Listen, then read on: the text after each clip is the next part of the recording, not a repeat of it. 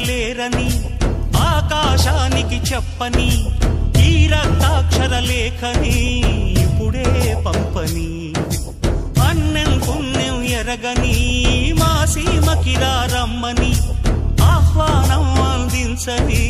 మెరిసే చూపుని తొలగింది ముప్పు అని నీలి మప్పు మనసారా నవ్వని చిరుజల్లు ముంపు మన ముంగిలంత ముత్యాలే చల్లని ఆశా సుగంధమైనే